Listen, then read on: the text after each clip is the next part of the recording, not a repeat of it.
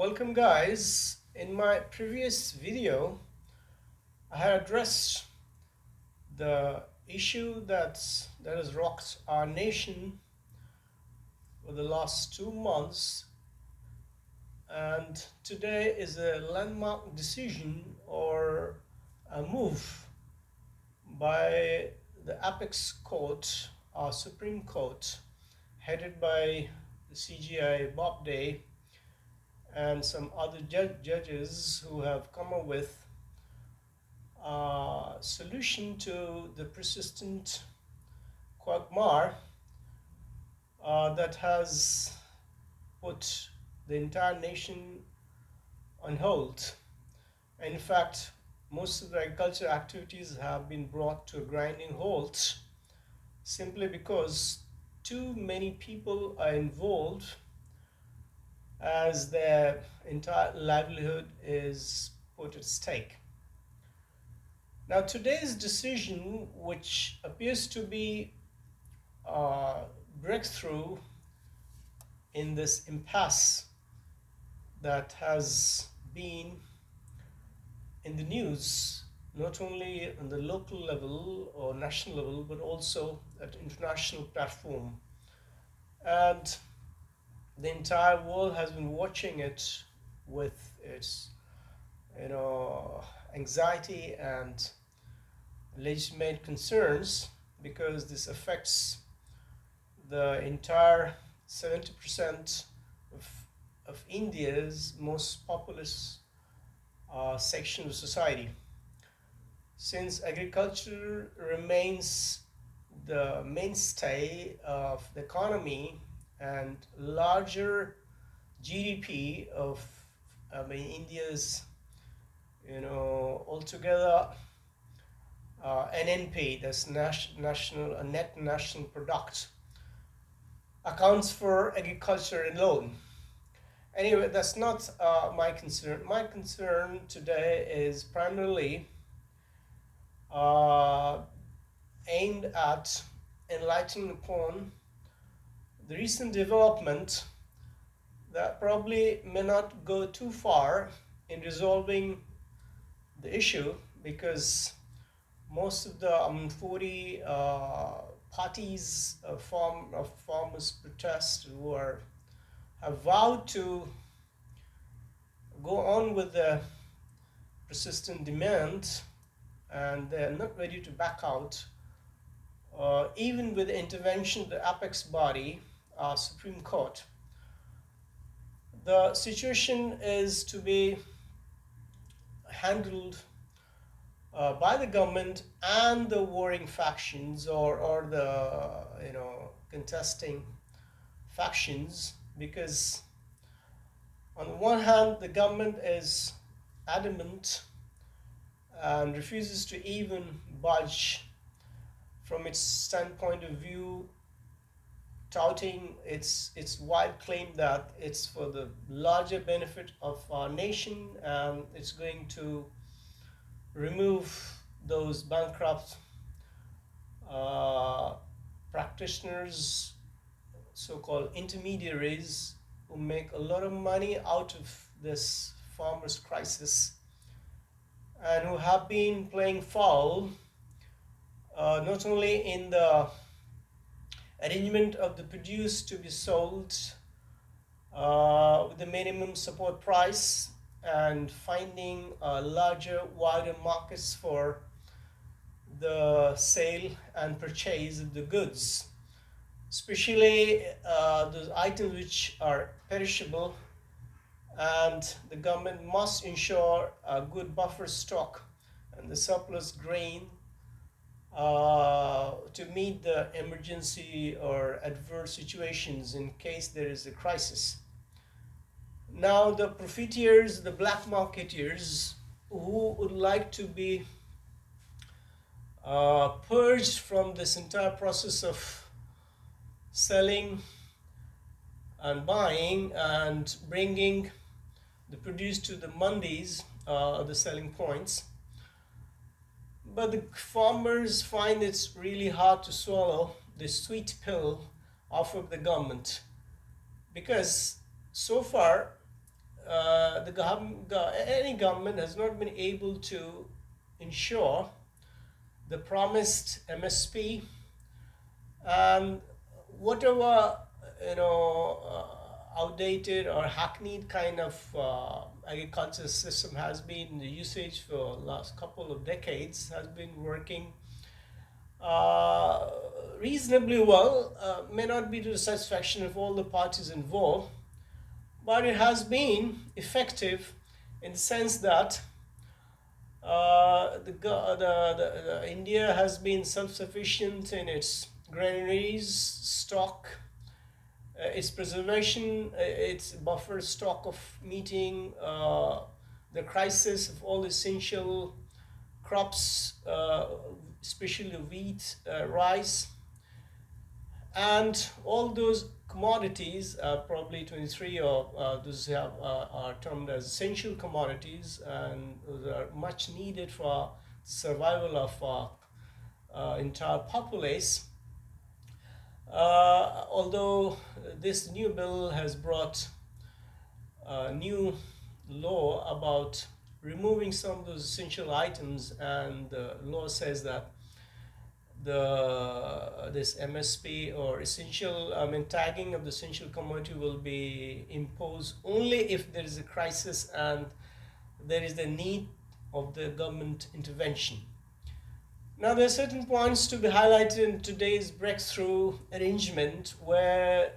the Supreme Court body has not only chastised and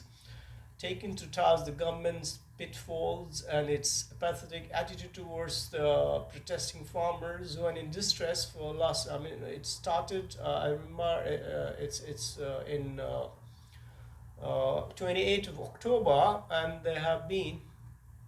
no let up in the distress, and the aggrieved parties have been brought to a breaking point. It's absolutely deplorable to see their state of the existence, and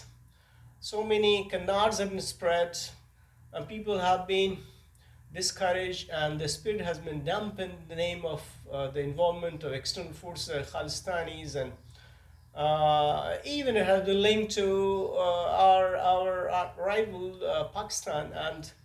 has angered the protesting farmers. And in order to legitimize their demands and their rightful protest, they have been displaying the flag, singing the national anthem, and they have gone from pillar to post and extending their stance by declaring certain days of protest. And the situation is such to come, such a pass that they have vowed to bring it to the notice of the entire world by conducting and running a tractor show parallel to our 26th January parade. In fact, TKED has said that apart from the tanks they will see in the display, you see on the day of 26th January, the Republic Day, there are displays and of the strength of the army and all that. So along with those tanks, people witness the tractors also. Now, this would be unfortunate and a blank in the history of our independent Republic Day parade, if God forbid it happens. In order to diffuse and mitigate this crisis that has emerged recently, and it seems like the farmers cannot be bogged down, and they cannot be left in a lurch because the government's either the gimmick of buying time and deflecting the situation or derailing the entire process of this protest by calling them on multiple occasions. I think there have been 8 rounds of talks, and those all talks have failed. It ended in fiasco, and the resultant effect or consequences have not been conducive at all. And it has further removed or anger or distanced the farming community from the government sympathetic view. The government continues harping the same tune that this is for the larger welfare of the farmers, the ailing community, the victimized ones. But the scene that is, witnessed doesn't talk of it, because most of the people who have been to the Supreme Court, I mean, petitions have been filed by those who are being inconvenienced because the road blockages and the national highways being, jammed, blocked, and protesters have been doing sit-in demonstrations for so many days now.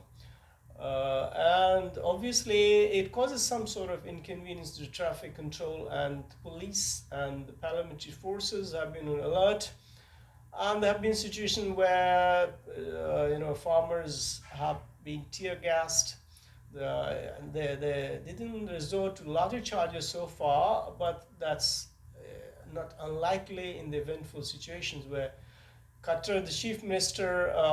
has been blocked from entering and conducting a parallel cup sabha, or kind of farmers, So the government has been rallying around and displaying its will, not in amicably solving the situation, the problem, and having a lasting solution, this quagmire, but in fact has been trying hard to convince the rest of the nation that this is an infringe element. A couple of farmer associations have been protesting and resorting to this extreme measures, and although it has been largely non-violent, but it has incurred the wrath of the government, and it has angered, and there is resentment among other sections of society, and the government has been looking forward to capitalize on this turbulent situation, and tempers being tested. But I don't see any let up in the resoluteness of this farmers, community, and in fact, they have been gaining strength and momentum, and they have been marching from strength to strength, and they're well organized, and things have been so organized that I'm really amazed and stunning to see the way they have been managing to stay and survive there in those makeshift tents with heavy rainfall and the chilly weather, the biting cold, and they have braved. And it's not just restricted to certain communities. In fact, it has gained the support of all ranks of society, including the intelligentsia, the media people have been projecting them, although the mainstream media has chosen to stay away from, and they haven't been allowed, in fact, because they suspected the nefarious design, and many of the mainstream media have been, indulging in so far, only highlighting the government strengths of the government policies, and in fact working as a propagandist, and only pressing ahead with whatever the agenda the government pushes forward to, be it demonetization, or be it GST, or be it the onslaught in the federal structure of our nation. So there have been so many moves so far, and the acceptance of the two demands, oral acceptance, that's not even written about, and that has been presented as if half of the demands have been uh, met, but that was only a fraction, or meager, that was just an eyewash in the name of the acceptance or reconsideration of these genuine demands of the farmers. So, unlike in the previous demonstrations, which have been either crushed aside or have been overlooked, overshadowed, and thank God there wasn't similar demonstrations by the masses regarding the NRC, NRP, and those kind of draconian law that the government is hell-bent upon bringing about, only to appease certain sections of society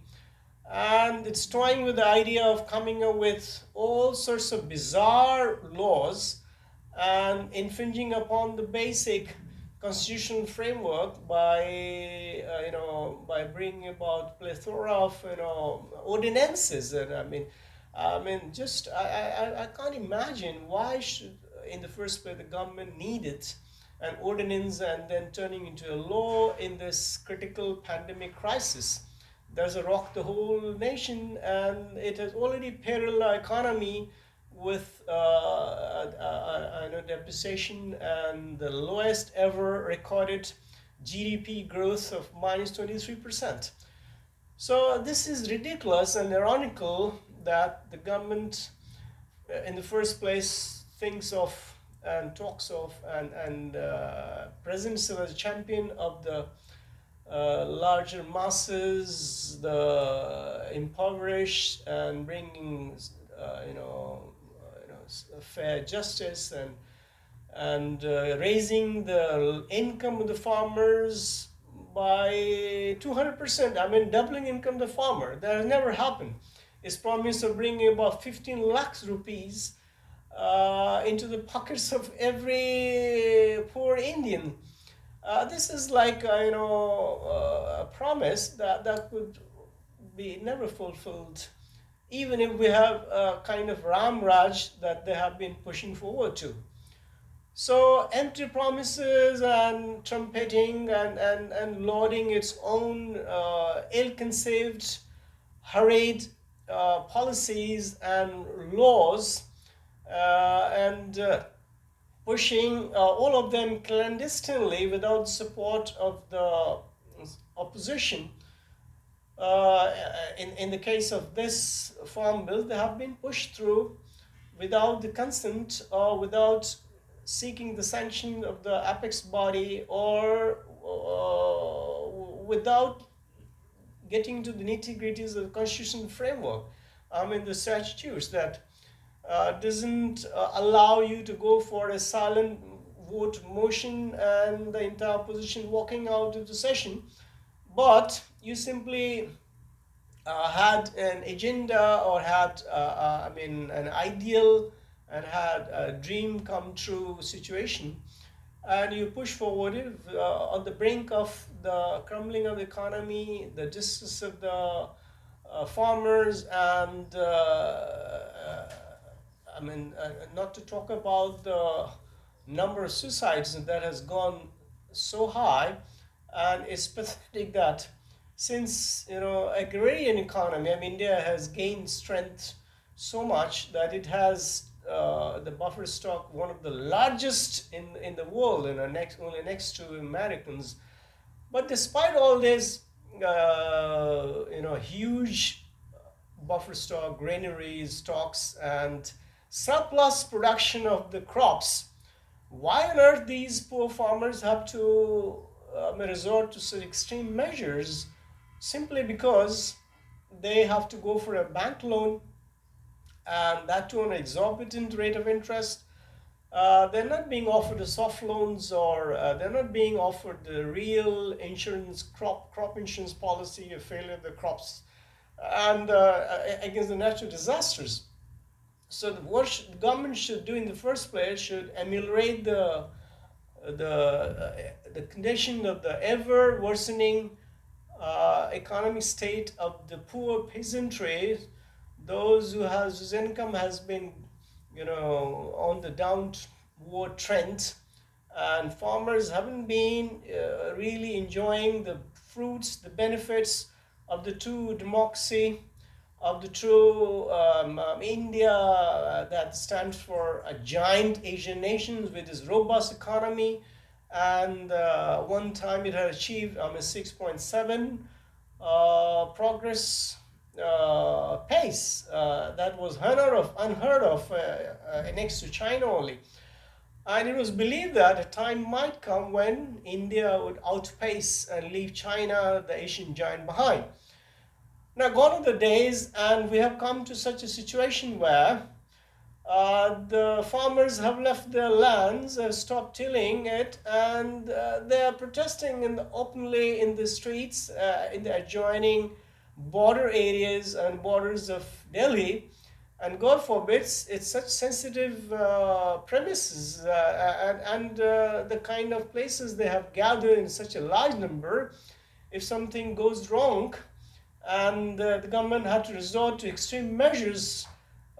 using violence and using the paramilitary forces, that with the day of Jallianwala Bagh in the history of India's democracy. So the need on hour is the intervention of the apex body that has come into the scene lately, and that it ensures that the two parties come to a right negotiation table, and they don't simply buy time. And the farmers protest. I mean, the leaders of the farmers are being fooled in the name of, offer some concessions and some modifications and some amendments in the acts. In the first place, what's the big deal that, I mean, the government should not reconsider bringing the promulgation. They didn't think in promulgation of this law, so they didn't think in, repealing of these laws. That's not a big deal. This is not the high time. This is not the right time to go for such drastic moves, and that's not paying off. In fact, if our government has an eye on bringing about revolutionary changes and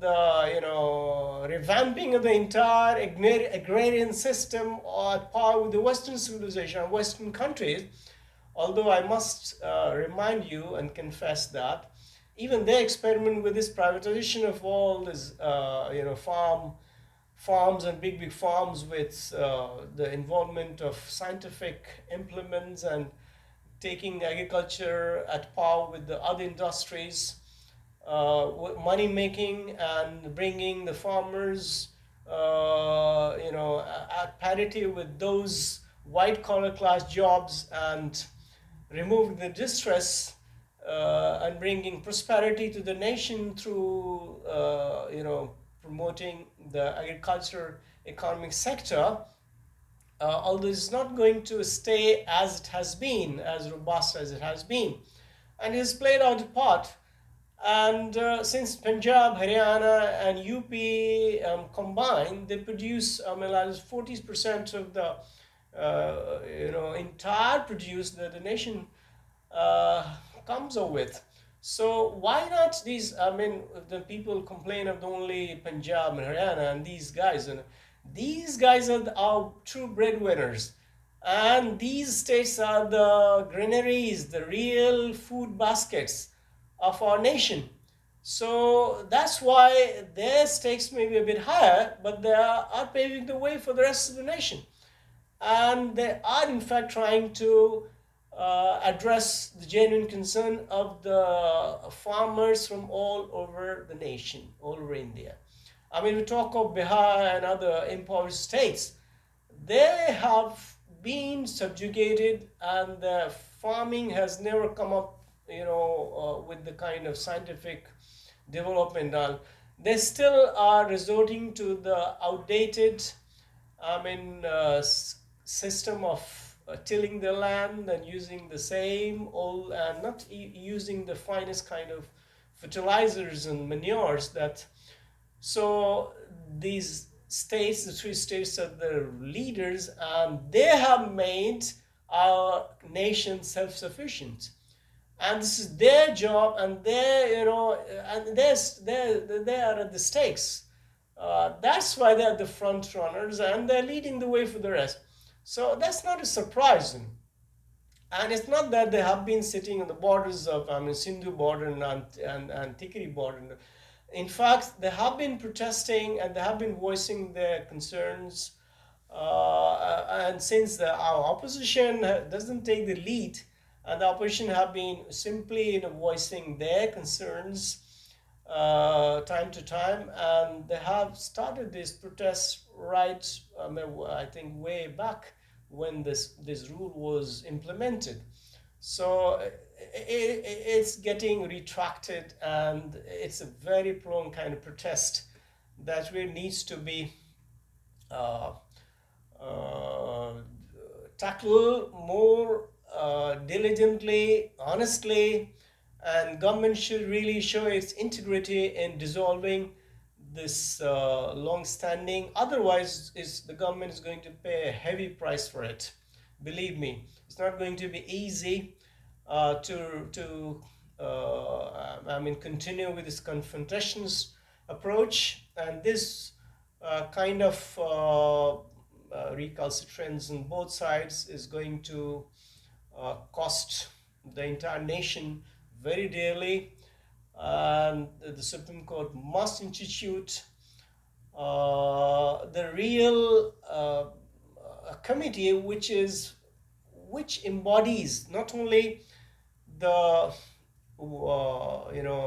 contesting parties, the government side and the farmer side, but they should have the real say in coming up with the kind of recommendations that would be workable and feasible for both the parties and for the nation at large. So the government has been rebuffed.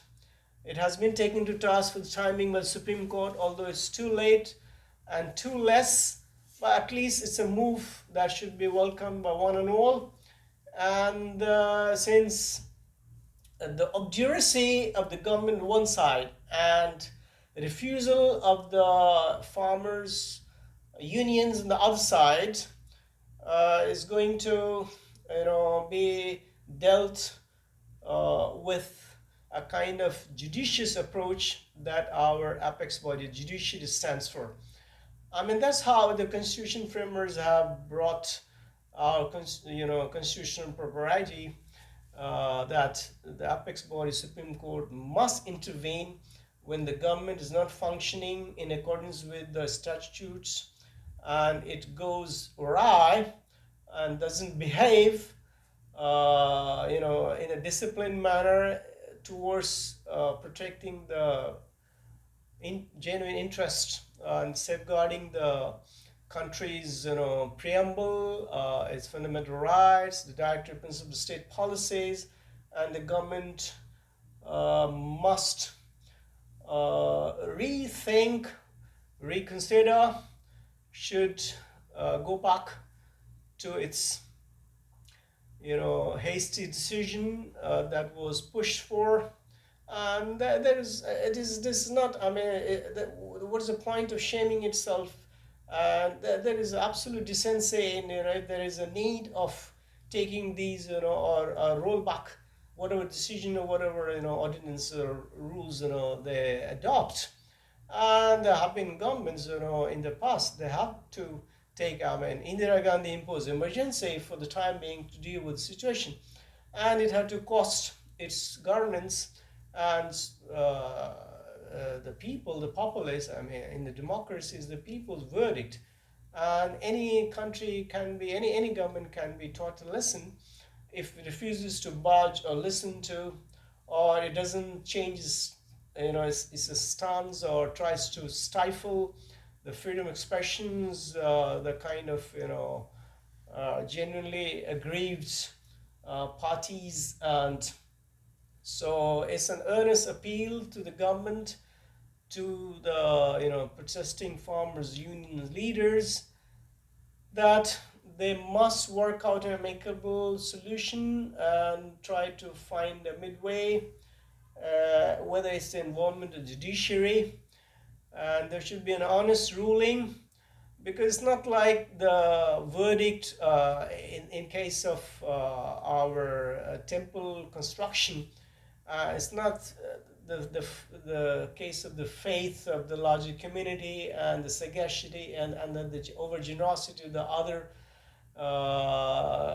minority community, and the Supreme Court should come up with a decision of its own. Here, the Supreme Court has to act as an intermediary, listening to both the parties and coming up with a viable, a lasting, workable solution to these agitating farmers, and address to the genuine grievances, and also to look into the efficacy and the kind of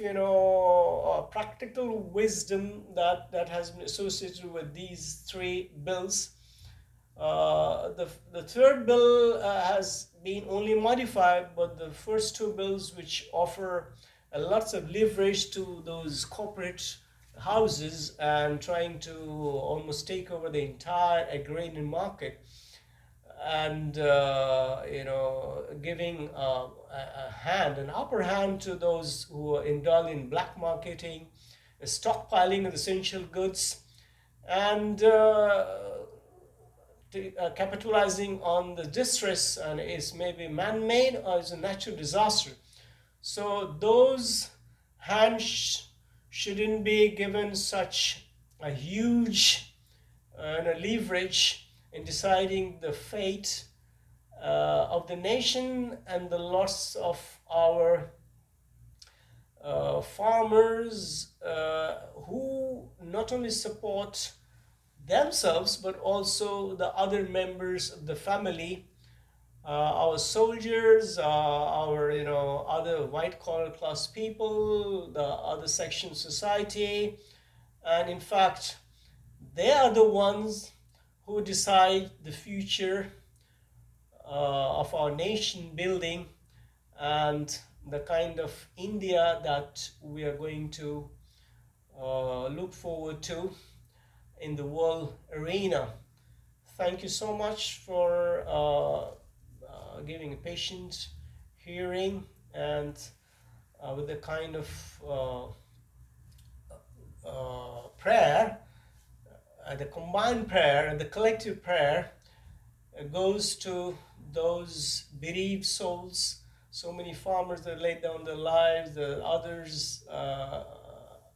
suffering from their health hazards, and it's an appalling state they have been reduced to, and the government hasn't brought any real solace to these seething souls. Let's pray for them, and let's pray for the government sagacity, and let's hope that the apex body comes up with a panacea of this evil turnout or evil conundrum that has rocked, that has afflicted our nation for the time being. See you in the next